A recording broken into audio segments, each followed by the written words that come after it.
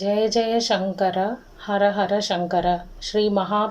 சரணம். மூக்க பஞ்சசதி பாதாரவிந்த சதகம். ஸ்லோகங்கள் 21 to 40, 21 முதல் 40 வரை. நமஸ்யா சம்சஜ்ஜன் நமுஜி பரிபந்தி பிரணயினி நிசர்க பிரேங்கோல குரல குலகாலாஹி ஷபலே நகச்சாயத்துக்தோ அதிபயசி தேவை द्रुमरुचां प्रचारं कामाक्षी प्रचुरयति पादाब्ज सुषमा कथा दूरीकर्तुं कडुदुरितकाकोलजनितं महान्तं सन्तापं मदनपरिपन्थि प्रियतमे क्षणाते कामाक्षी त्रिभुवनपरीतापहरणे पठीयां संलप्स्ये पदकमलसेवामृतरसं ययो शान्त्यं रोचिः सततमरुणिम्ने स्पृहयते ययो शान्त्रीकान्तिः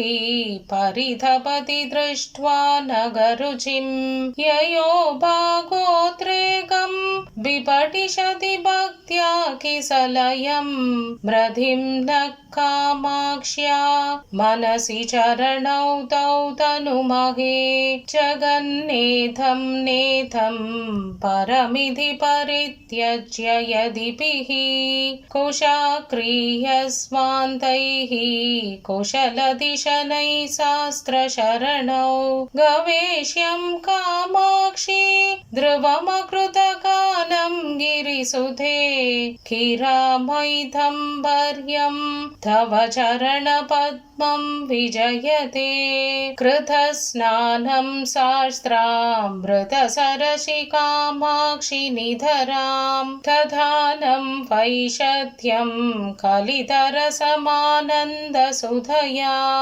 अलङ्कारं भूमे मुनिजनमनश्चिन्मयमहाभयोधेरन्दस्थं धवचरणरत्नं मृगयते मनोकेः मोहोद्भवति मिरपूर्णे मम मुहुः दरिद्राणि कुर्वन् दिनकरसहस्राणि किरणैः विदत्तां कामाक्षी प्रसृमरक्तमो वञ्जनशनः क्षणार्धं सानित्यं शरणमणिदीपो जननि ते चरणमणिदीपो जननि ते कवीनां चेतोवन्नगररुचि सम्पर्कि विभुत स्रवन्ति श्रोधोवत् पडुमुगरितं हंसकरवैः दिनारम्भ श्रीवन् नियतमरुणश्चाय सुभगं मदन्तः कामाक्ष्याः स्फुरतु पदपङ्गेरुहयुगम् सदा किं सम्पर्कात् प्रकृतिकठिनैनागिमुकुटैः तटैर्निहारात्रेः अधिकमनुना योगी मनसा विविन्दे सम्मोहं शिशिरयति भक्तानभिदृशाम् अदृश्यं कामाक्षी प्रकटयति ते पादयुगलं पवित्राभ्यामम्ब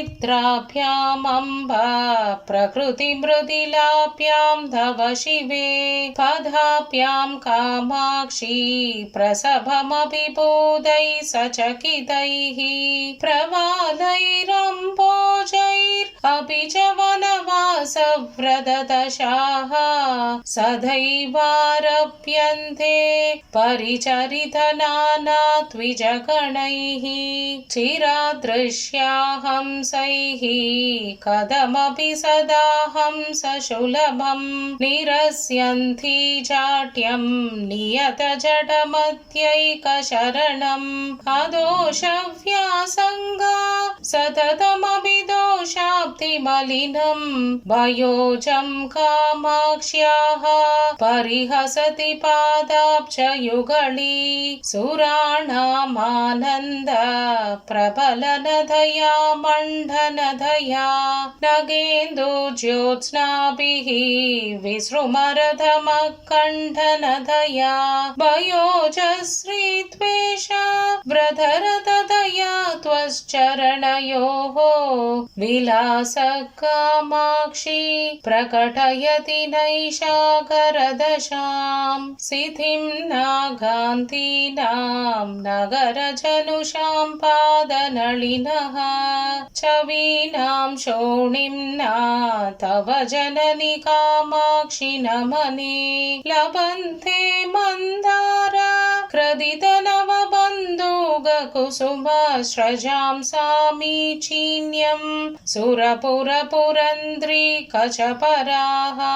स्फुरन्मध्ये शुद्धे नगकिरणदुक्ताब्धिमयसां वहन्नब्जं चक्रं तरमपि च लोकात्मगतया श्रुतो मात्स्यं रूपं श्रियमपि तथा नो निरुपमां धृतामा कामाक्ष्याः पदनलिननामा विजयते नगश्रीसन्नद्धस्तबकनिशितस्वैश्च किरणैः पिशङ्गै कामाक्षी प्रकटितलसत्पल्लवरुचिः सतां कम्यशृङ्गे सकलफलदाता सुरतरुः त्वदीयपादोऽयं दुहिनगिरिराजन्यतनये वषट्कुर्वन्माञ्जीरजकलकलैकर्मलहरी हवीं क्षिप्रोदण्डं जवलति परमज्ञानदहने महीयान् कामाक्षी स्फुटमहसि जोहोति सुधियां मनोवेद्यां मातः धव चरणयज्वा गिरिसुधे महामन्त्रं किञ्चिन्मणिकटकनादैर्मृदुजबन् शिभन् दिक्षु स्वच्छं नगरुचिमयं पास्मनरजः नदानां कामाक्षी प्रकृतिपदरुच्चाट्य ममता नदानां कामाक्षी प्रकृतिपडरुच्चाट्य ममता पिशाचीं पादोऽयं प्रकटयति ते मान्त्रिकदशाम् उदिते पोधेन्धौ तमसि निधरां जग्मुषिदशां दरिद्रां कामाक्षी प्रकटमनुरागं विदधति सितेनाचाद्याङ्गं नगरुचिपटेनाङ्घ्रियुगली पुरन्द्री ते मादः स्वयमपि सरत्येव हृदयं दिनारम्भः सर्ग्यङ्घन्नलिनविभिन्नानामभिनवो विकासो वासन्तः सुखविपिकलोकस्य नियतं प्रदोषः कामाक्षी प्रकटपरमज्ञानशशिनः चगास्ति त्वत्पादः मरणमहिमा चैलतनये धृतश्चायं नित्यं सरसिरुहमैत्री परिचितं निधानं दीप्तीनां निखिल जगदाम्बोधजनकं मुमुक्षूणां मार्ग प्रधनपडु कामाक्षि पदवीं पदं ते पादङ्गीं परिकलयते पर्वतसुधे शनैस्तीर्त्वा मोहां बुद्धिमदसमारोढु मनसः श्रमात् कैवल्याख्यां सुकृतिसुलभां सौधवलभीं लभन्ते निःश्रेणीम् इव झटिति कामाक्षि चरणं पुरश्चर्याभिस्ते पुरमदन सीमन्तिनि जनाः। जय जय शंकर हर हर शंकर श्री महापेरियवा चरणम मूक पंचशती பாதாரவிந்த சதகம் ஸ்லோகங்கள் 21 to 40 21 முதல் 40 வரை.